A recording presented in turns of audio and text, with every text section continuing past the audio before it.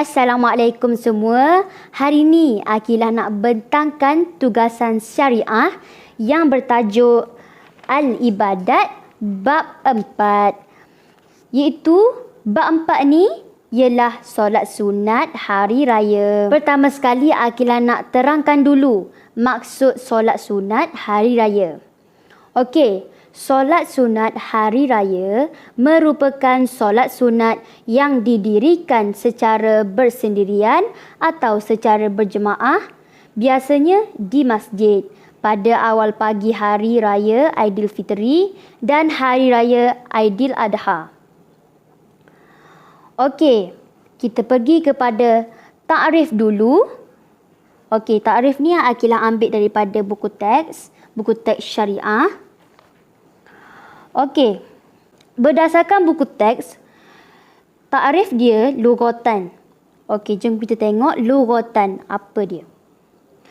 Okey, lughatan, perkataan al-aidu diambil dari perkataan aud. Okey, kerana berulang setiap tahun, kerana banyak pemberian Allah kepada hamba-Nya pada hari tersebut. Kenapa?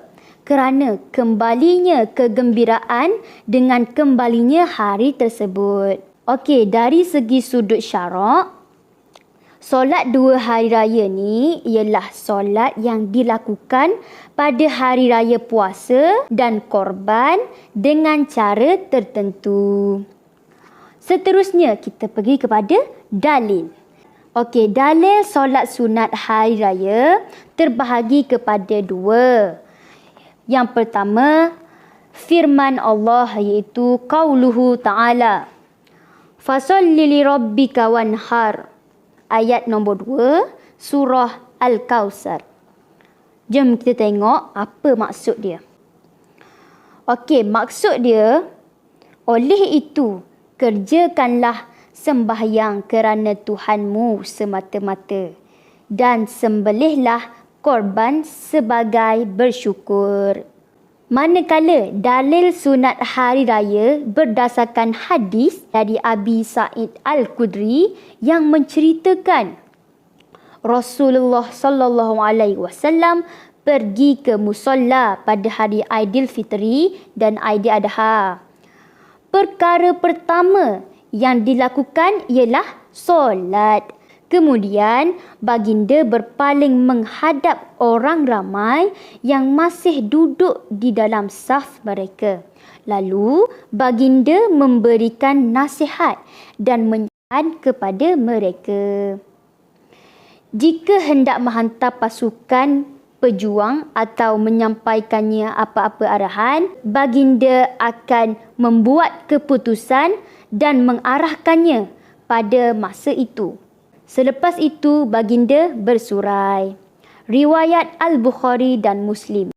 Okey, seterusnya kita pergi kepada hukum.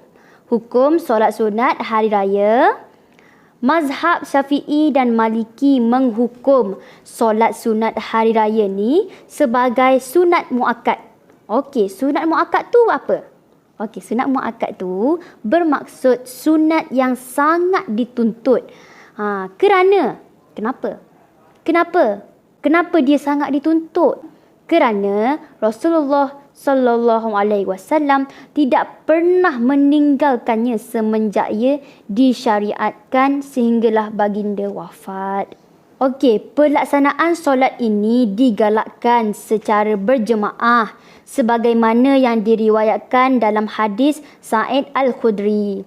Tetapi ia tetap sah jika secara bersendirian. Okey, faham? Okey, kita tengok waktu solat sunat hari raya ni bila boleh buat. Okey, waktu bagi solat sunat hari raya ialah sesudah terbit matahari, lebih kurang jam 8 pagi waktu Malaysia, Semenanjung, sehinggalah kepada sebelum masuk waktu zuhur. Ini berdasarkan riwayat Al-Bukhari daripada Al-Bara'. Okey, kita pergi kepada perkara sunat hari raya. Pertama sekali ialah mandi sunat hari raya Aidilfitri. Kedua, memakai wangi-wangian. Ketiga, memakai pakaian cantik dan indah. Keempat, makan sebelum solat Aidilfitri. Kelima, berjalan kaki ke masjid dan menggunakan jalan yang berlainan untuk pergi dan balik supaya boleh berjumpa dengan orang ramai dan boleh mengeratkan silaturahim. Keenam, melaungkan dan memperbanyakkan takbir raya dengan suara yang kuat di rumah, di jalan, di masjid ataupun di pasar. Ketujuh pula, imam membaca 2 khutbah selepas solat.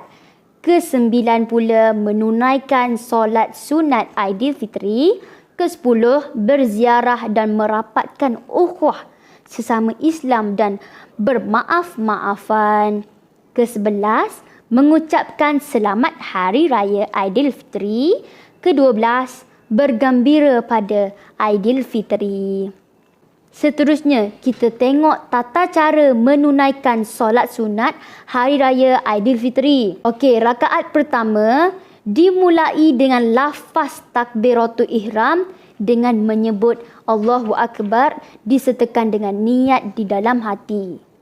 Kedua, membaca doa iftitah. Ketiga, lafaz takbir 7 kali diselang-selikan dengan bacaan tasbih. Tahu tak bacaan tasbih tu apa? Okey, kita tengok bacaan tasbih macam mana. Bacaan tasbih, Subhanallahi walhamdulillahi wa la ilaha illallah wallahu akbar. Okey, artinya ialah Maha suci Allah, segala pujian bagi Allah, tiada Tuhan selain Allah dan Allah Maha besar. Keempat, membaca surah Al-Fatihah. Kelima, membaca surah Al-Quran, disunatkan membaca surah Al-A'la. Keenam, meneruskan solat sehingga selesai rakaat pertama. Kemudian kita pergi kepada rakaat kedua. Okey, rakaat kedua dimulai dengan lafaz takbir.